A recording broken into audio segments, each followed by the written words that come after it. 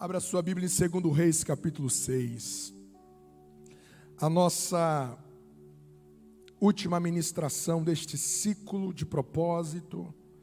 E nós queremos louvar muito a Deus pela sua vida, pela sua permanência, pela sua perseverança. Louvado seja o nome do Senhor Jesus. 2 Reis, capítulo 6, versículo 24 a seguir, nos diz assim: E sucedeu depois disto, que Ben-Hadad, rei da Síria, ajuntou todo o seu exército e subiu e cercou a Samaria. E houve grande fome em Samaria, porque eis que a cercaram, até que se vendeu uma cabeça de um jumento por 80 peças de prata, e a quarta parte de um cabo de esterco de pombas por 5 peças de prata. E sucedeu que, passando o rei pelo muro, uma mulher lhe bradou, dizendo: Acode-me, ó rei, meu senhor. E ele lhe disse: Se o Senhor te não acode, de onde te acudirei eu? Da eira ou do lagar? Disse-lhe mais o rei: Que tens? E disse ela: Esta mulher me disse: Dá cá o teu filho, para que comamos, e amanhã comeremos o meu filho. Cozemos, pois, o meu filho e o comemos, mas dizendo-lhe eu ao outro dia: Dá cá o teu filho para que o comamos, escondeu o seu filho. E sucedeu que, ouvindo o rei as palavras desta mulher, rasgou as suas vestes.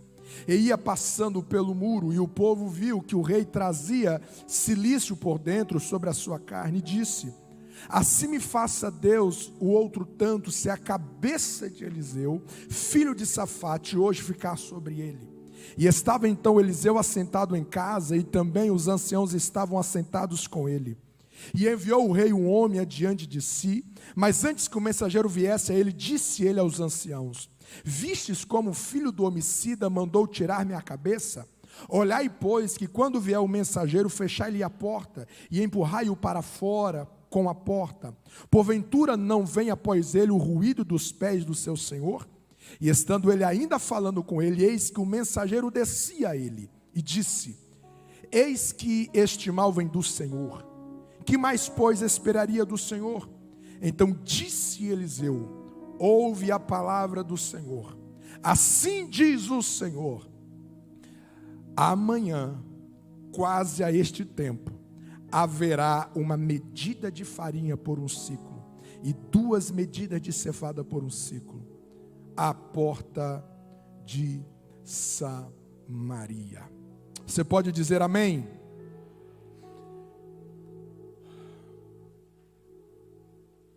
Eu preciso perguntar-lhe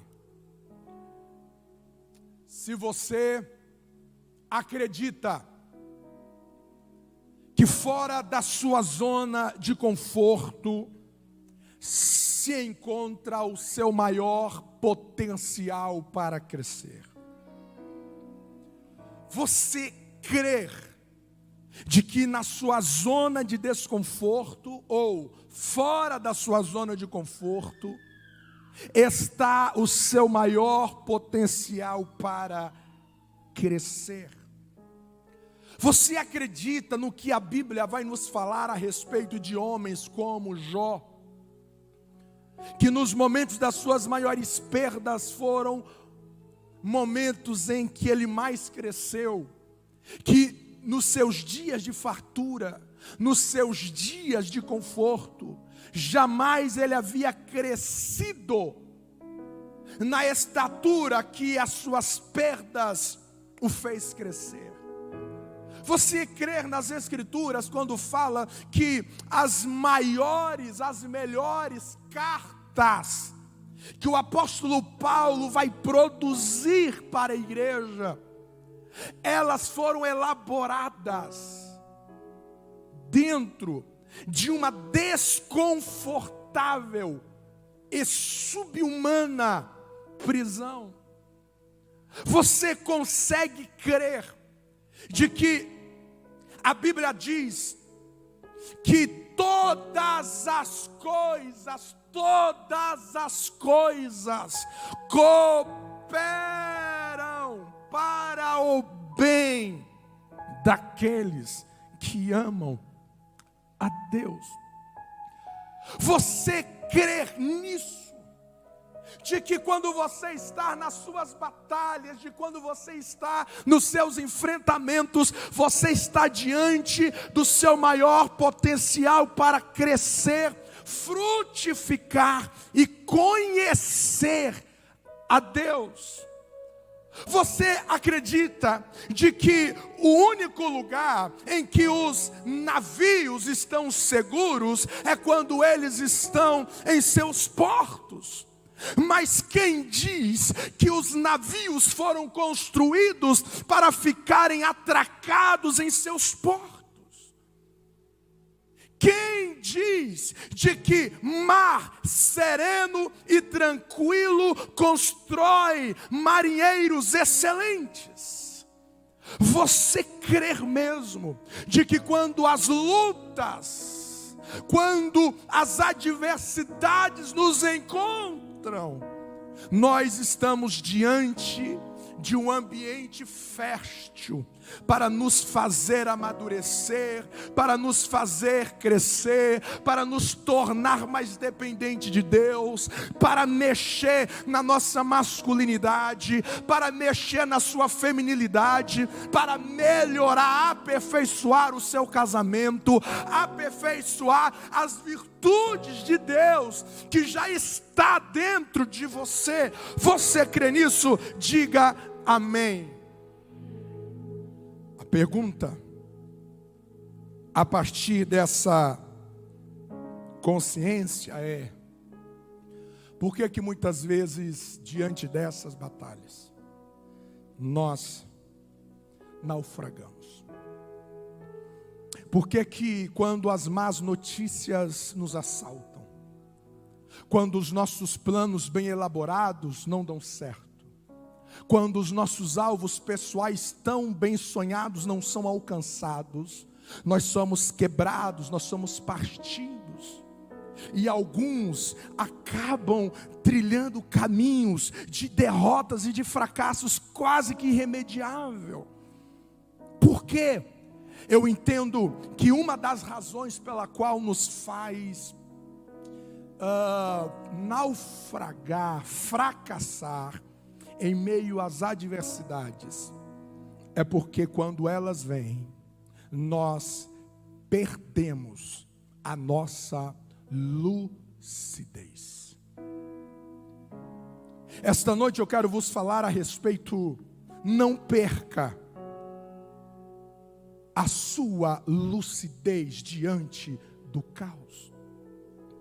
Não perca a sua lucidez diante do caos. Quando os discípulos estavam na tempestade, o texto diz que Jesus estava caminhando na direção deles e eles achavam que era um demônio. Eles achavam que era um fantasma. Eles perderam a lucidez em meio à tempestade. Muitas vezes a tempestade vem roubar a nossa lucidez. Elias achava que quando ele estava sendo perseguido por Jezabel, ele achava que ele estava sozinho. Ele perdeu a lucidez ao ponto de querer morrer. As mulheres ao sepulcro, juntamente com os homens, ao olhar a pedra removida, perderam a lucidez, porque achavam que o corpo havia sido roubado. Eles achavam que aquilo que havia ferido eles estava piorando. Você precisa, na graça de Deus, pedir ao Espírito Santo que não deixe você perder a sua lucidez. E o texto que nós lemos é um texto que vai nos ensinar o que acontece quando nós perdemos a lucidez diante do caos. O que acontece quando nós perdemos a nossa sanidade do coração, da alma, diante do caos. O texto vai dizer de que Ben-Hadad, o rei da Síria vai cercar Samaria.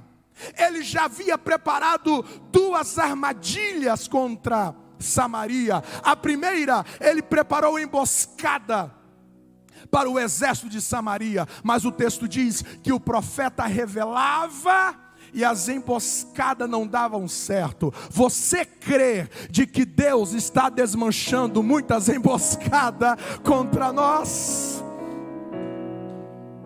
Não deu certo o método da emboscada. Então o texto diz que ele ficou sabendo que era o profeta que havia revelado, ou que estava revelando. Então ele vai cercar a casa do profeta. Mas a Bíblia diz que eles cercaram com carros e cavaleiros a casa do profeta. Mas eles não sabiam que do lado do profeta havia carros e cavaleiros de fogo. Você consegue crer de que muitas vezes o diabo preparou uma captura de você, o diabo preparou armadilhas para você, o diabo preparou artimanhas, astúcias para te abocanhar? Foi um laço, foi uma armadilha, mas maior é o que está com você, com aquele que estava com o inimigo. Você crê nisso? Diga amém.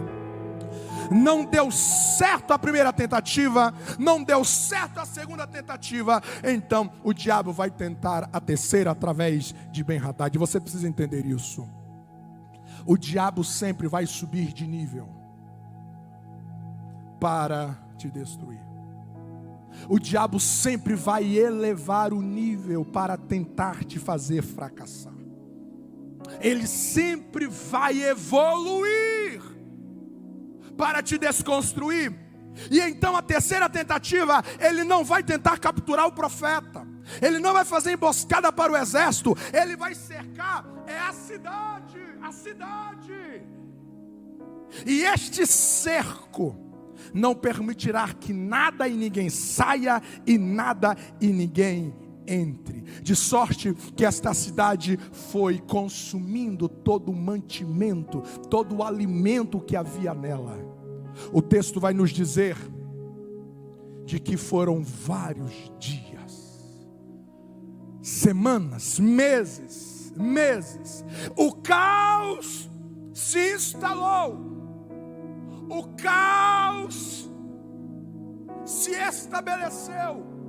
E a resposta que algumas figuras vão dar a este caos vai nos mostrar o que acontece quando nós perdemos a lucidez.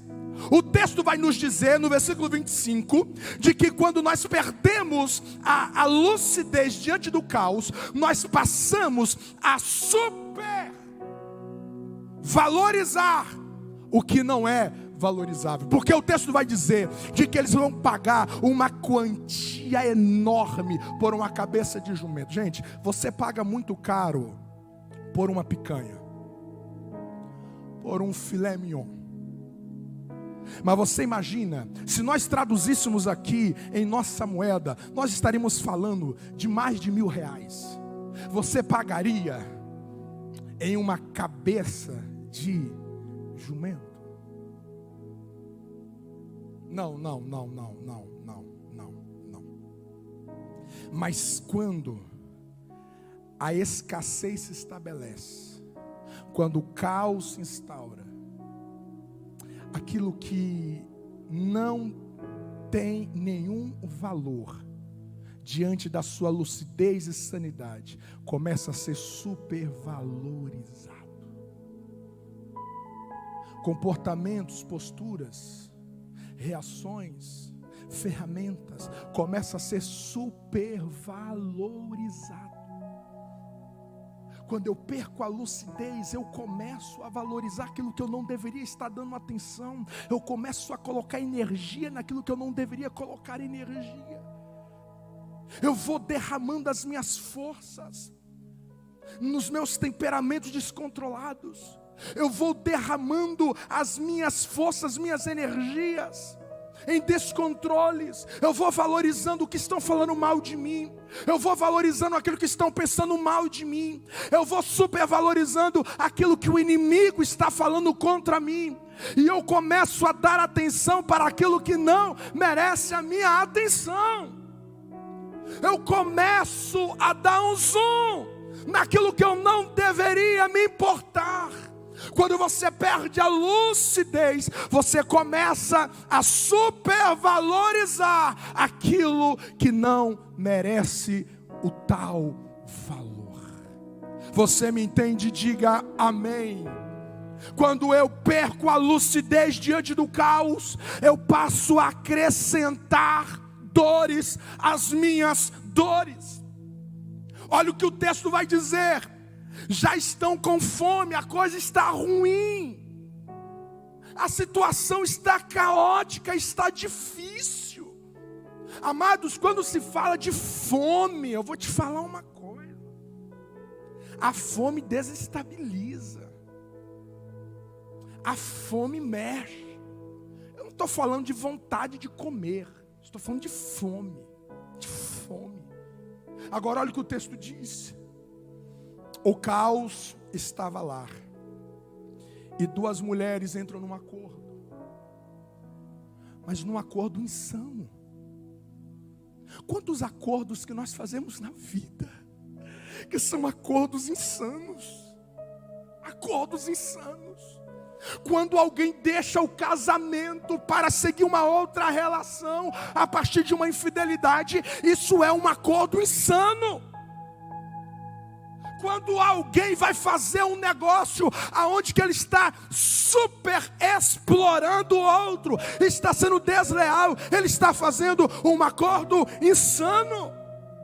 Essas mulheres vão fazer um acordo absurdo, absurdo. E o acordo é: estamos com fome, mas nós não vamos morrer de fome. Então faz o seguinte: hoje nós vamos matar o seu filho, nós vamos cozinhar ele, e amanhã a gente cozinha o meu. Ah, então tá bom. E elas fizeram este acordo. Agora percebe, como se não bastasse a dor da fome, como se não bastasse o caos, a atmosfera pesada na cidade, agora essas mulheres estão se transformando em assassina. Então elas, com as mãos delas, estão acrescentando dores às dores delas. Quando eu perco a minha lucidez, a situação já está difícil, a adversidade está difícil, o vento está terrível, a notícia foi terrível, eu descobri algo terrível. Mas de repente, o que eu vou fazer em seguida? Eu vou colocar mais dores que eu não deveria. Já está doendo, já me machucou demais, já sangrou demais. Mas quando eu perco a minha lucidez diante da luta, o meu próximo passo é eu piorar isso. Quantos que souberam, por exemplo, da infidelidade do cônjuge? E quando souberam da infidelidade do cônjuge, é uma dor, é uma ferida. E ao invés de colocar remédio na ferida, elas vão querer sarar com veneno. Então eu vou dar o troco. E dão um troco, e aquilo que estava ruim, piora. De repente você ouviu alguém falar mal de você, isso machuca, isso já faz sangrar. Mas quando você responde falando mal também dele ou dela, você está acrescentando dores às suas dores. A situação não está fácil, é um ano desafiador para todos nós. Mas quando eu deixo de buscar a Deus, quando eu penso que eu não vou mais congregar porque não importa, porque afinal o congregar não pode evitar que as minhas finanças fossem terrivelmente abaladas pela pandemia. Quando eu me ausento da igreja, quando eu me ausento da comunhão, eu me ausento das escrituras, eu estou acrescentando dores às minhas dores. Quantas pessoas que estão se machucando, elas estão dando zoom naquilo que está doendo. Não perca a sua lucidez, não piore os processos, porque no mundo nós teremos aflições, é verdade, mas eu não posso acrescentar dores a isso, eu não posso autoflagelar a mim mesmo, eu não posso carregar culpas que não diz respeito a mim, eu não posso cravar o punhal na minha ferida e abrir ainda mais, disse, já que aconteceu, sabe de uma coisa, eu vou abrir mão mesmo, eu vou desistir mesmo. Sabe de uma coisa, pior não fica, pior que fica, sempre tem como piorar. Quando você desassiste o seu coração, quando você desassiste a sua alma, quando você enfrenta com as suas crises existenciais, quando você enfrenta com a depressão, com angústias, e você não conta a ninguém, e você não pede ajuda a ninguém, você está acrescentando dores às suas dores. Ao perder a lucidez, nós acrescentamos dores às nossas dores. Quando eu perco a lucidez diante da luta, eu me esqueço do verdadeiro inimigo. Olha o texto. Quando o rei soube que uma mãe havia comido seu filho, às vezes o problema está no trabalho, às vezes o problema está do lado de fora, mas como eu perdi a lucidez, eu trago esse problema para dentro de casa, e eu comprometo os meus filhos, e eu comprometo o meu casamento, e eu comprometo a minha espiritualidade. O rei ouve do canibalismo, e o texto diz que ele rasgou as suas vestes, um sinônimo de revolta, um sinônimo de contrição. Aí agora, quando todo mundo esperava assim, não, agora o rei ficou bravo, não, agora o rei vai se posicionar, não, agora o rei vai reunir o exército, o rei vai chamar os capitães, vai chamar os coronéis, vai chamar o exército, e vai dizer, gente, eu não aguento mais, não, assim nós não vamos ficar, nem que todo mundo morre, mas nós vamos para a luta. Reúne o exército, pega as armas, que nós vamos lutar contra o nosso inimigo. Não. Ele rasga as suas vestes e diz assim, eu vou matar o profeta. Responda para mim, audivelmente. É culpa do profeta o que está acontecendo na cidade, sim ou não? Por que eu quero resolver o problema do caos encarando inimigos errados?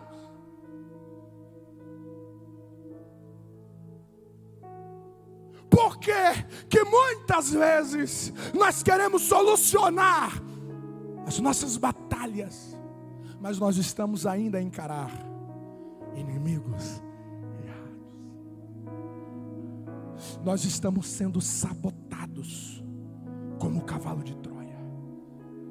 Nós estamos sendo sabotados pelo nosso discernimento.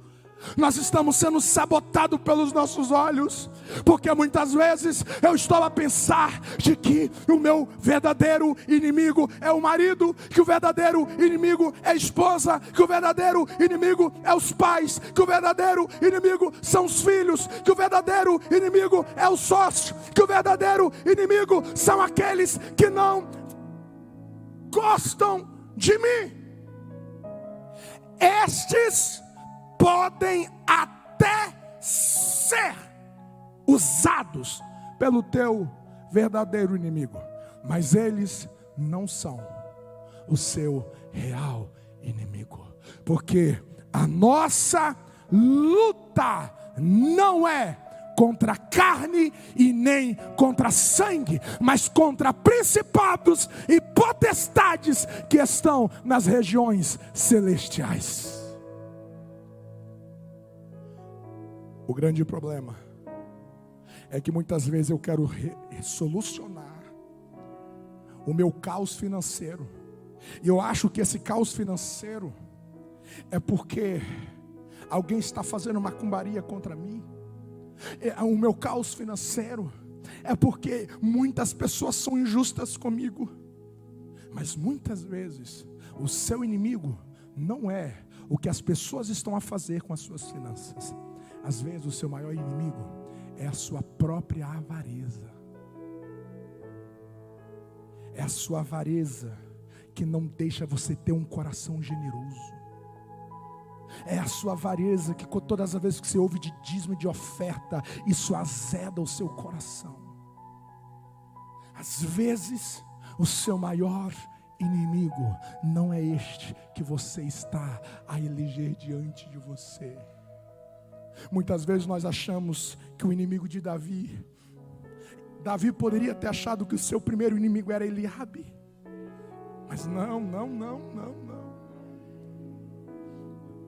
Muitas crises de consumismo que assalta muitas pessoas, não é porque ele está com um transtorno psicológico. Muitas vezes essas crises de consumismo é falta de Deus,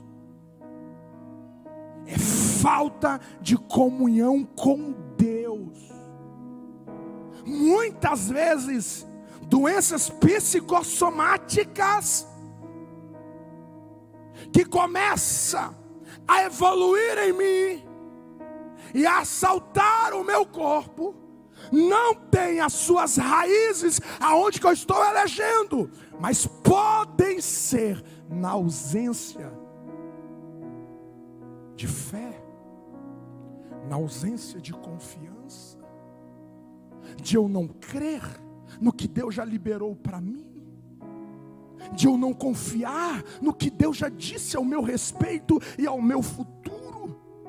Muitas ansiedades, elas nascem exatamente disso. É porque eu estou desconectado da minha fonte, e eu estou ainda a pensar de que a fonte de muitas dessas realidades são pessoas. Mas muitas vezes não são.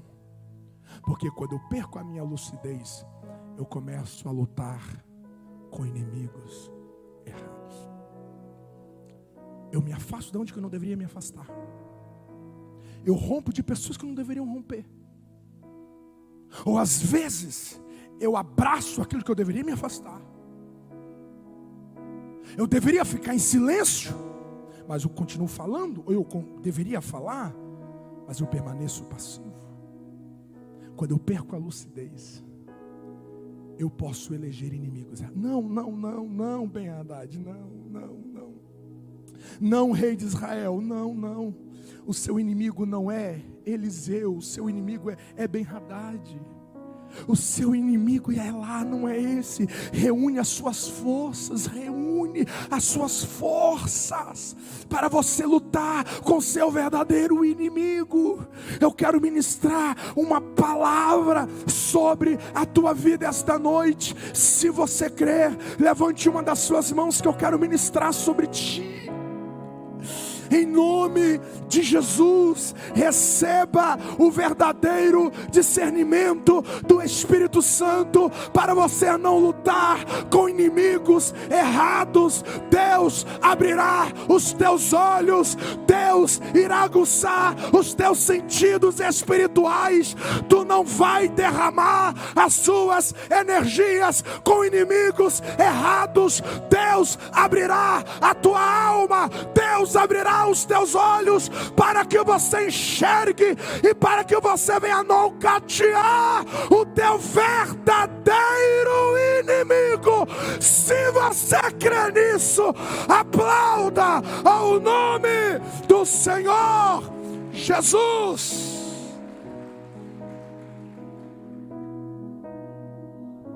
Você não vê Jesus reagindo com os soldados romanos. Você não vê Jesus reagindo com Pilatos, com Caifás, por mais que ele estava terrivelmente sendo torturado, porque ele sabia que no ambiente do Gólgota, o seu verdadeiro inimigo era a serpente lá do Éden. Se ele começa a discutir com os soldados romanos, dizendo: não faça isso comigo, eu sou inocente, olha como é que vocês são maus. Se Jesus começa a gastar energias com inimigos errados, ele não teria força para pisar na cabeça da serpente. Mas ele reuniu todas as suas forças, ele reuniu todos os seus recursos, para que ele pudesse golpear uma vez por todas a cabeça da serpente. Ele morreu na cruz, mas o seu verdadeiro inimigo foi definitivamente derrotado por Jesus Cristo, o nosso Senhor e Salvador. Quem crê nesta palavra, louvado seja Deus. Eu termino dizendo que quando você perde a lucidez, a incredulidade em não Deus é a sua última palavra. Porque o texto diz: eis que este mal vem do Senhor. Que mais, pois, esperaria do Senhor? O rei de Samaria começa agora a culpar Deus. Não é Eliseu, é o próprio Deus. Ele não crer que Deus não é o problema, Deus é a solução. Muitas vezes as pessoas olham para Deus e falam: Deus está sendo muito mal comigo. Por que Ele deixou eu perder? Por que Deus deixou perder esse ente querido que eu amava tanto? Por que a morte veio e roubou este ou esta de mim?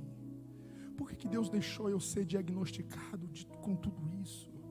As pessoas começam a debitar na conta de Deus, e Deus agora passa a ser o problema. Quando eu olho para Deus como o meu problema, eu estou cedendo lugar para a incredulidade. Para a incredulidade. Quando eu perco a lucidez, até mesmo Deus. Nós orávamos por alguém ontem que dizia: pastor, a minha sobrinha perdeu o marido e a única pessoa que ela tem culpado é Deus. Muitas vezes, quando as coisas estão dando errado na nossa vida, se a gente culpa a Deus, é porque nós já perdemos a nossa lucidez. Não. Deus não é a fonte. Deus não é a fonte dos nossos problemas. Ele é a fonte de toda a solução da nossa alma. E você me pergunta e fala: pastor, é possível não perder a lucidez? Fica de pé comigo e nós já vamos terminar. É possível não perder a lucidez? Sim ou não? Sim ou não? Sim. Como? Olha para a vida do profeta. Porque o profeta, doutor João, ele estava também no caos. O profeta também estava com fome. O profeta também estava dentro da cidade. O profeta também estava sofrendo. O profeta também estava diante do caos. Mas você não encontra o profeta desesperado, em pânico e nem desequilibrado.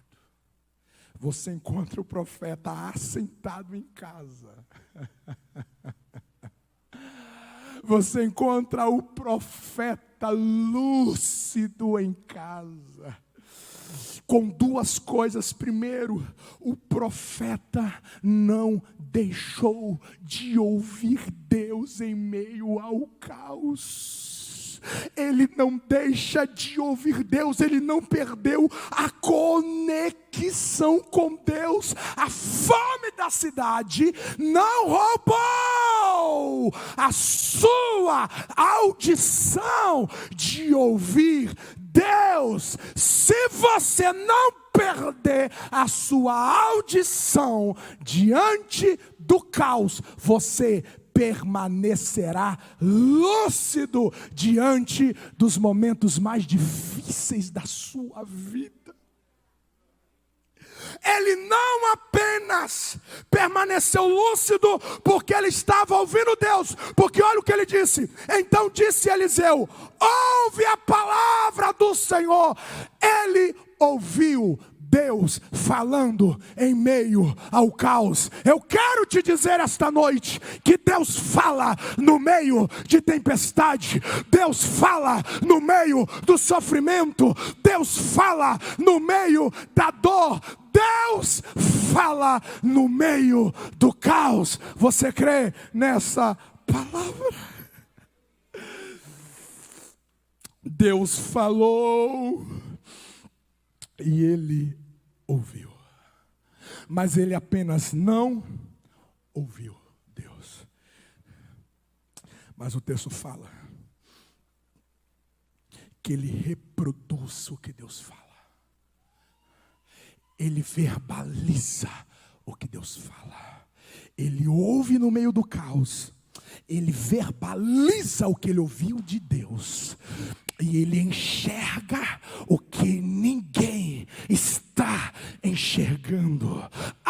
Se você ouvir Deus, se você verbalizar o que Deus te fala pela palavra, o que Deus te fala pelo este altar, se você ouve Deus e você reproduz isso na vida, você vai enxergar o que ninguém está enxergando. Ele libera uma palavra e diz: amanhã vai ter abundância nesta cidade. Não tinha nenhuma probabilidade, não tinha nenhuma possibilidade disso acontecer diante dos olhos humanos. Mas quem diz que o teu Deus trabalha com lógica? Quem diz que o teu Deus precisa de momentos favoráveis? Quem diz que o teu Deus precisa de tudo redondo para ele fazer o milagre?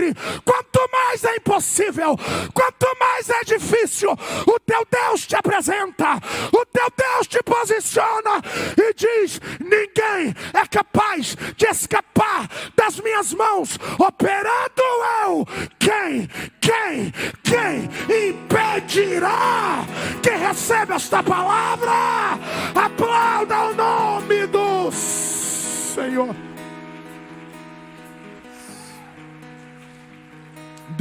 Comando o sal avançai.